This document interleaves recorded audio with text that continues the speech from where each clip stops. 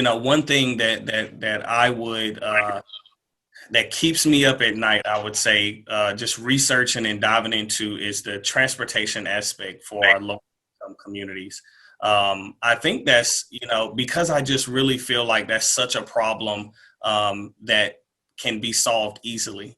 I really do. I think that what we have seen is very unfortunate to have such a good growing area. And I'm specifically talking about Greenville, but I mean overall in South Carolina, to be at the bottom of every one of those aspects that you just kind of went over.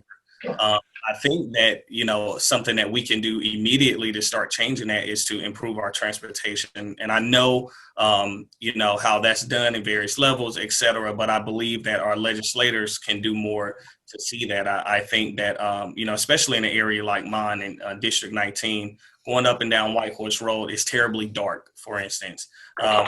Light that road up for our commuters or our citizens that are moving, whether they're walking or riding a bike or however they're getting back and forth to where they need to be.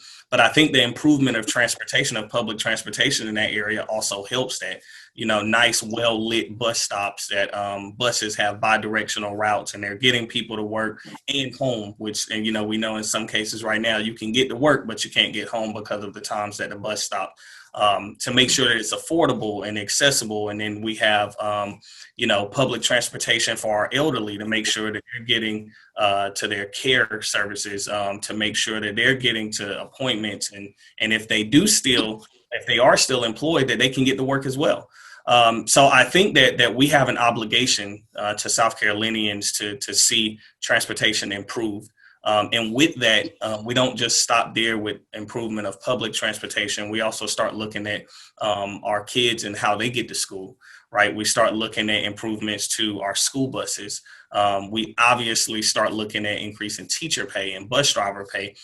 So it's a lot of things that I feel like South Carolina can move where they are. On a lot of those ratings, if we just pay attention to the needs of South Carolinians. And I know how my neighbors feel because I'm here, I'm in the neighborhood, I live, eat, sleep, worship here, raise my family here. I see some of the issues, I go through some of those same issues. And a lot of them, I just feel like it's the right conversations are not being had. So I appreciate this opportunity, Miss Elise, Miss Laura. I think this is where it starts, right? Having those conversations, and you'll be surprised how many people, regardless of how they vote, Republican or Democrat, they understand those same issues because those are not party issues, right?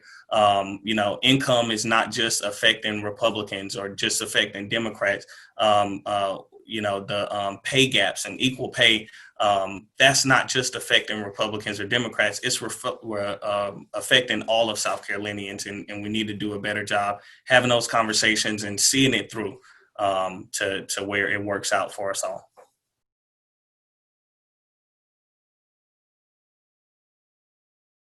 We spoke with a ton of business owners right here in District 19, and I remember talking to one gentleman who owns a restaurant, and he was telling us how there's no bus stop in front of his restaurant. I'm sorry, there's a bus stop, but it's just a sign on the pole.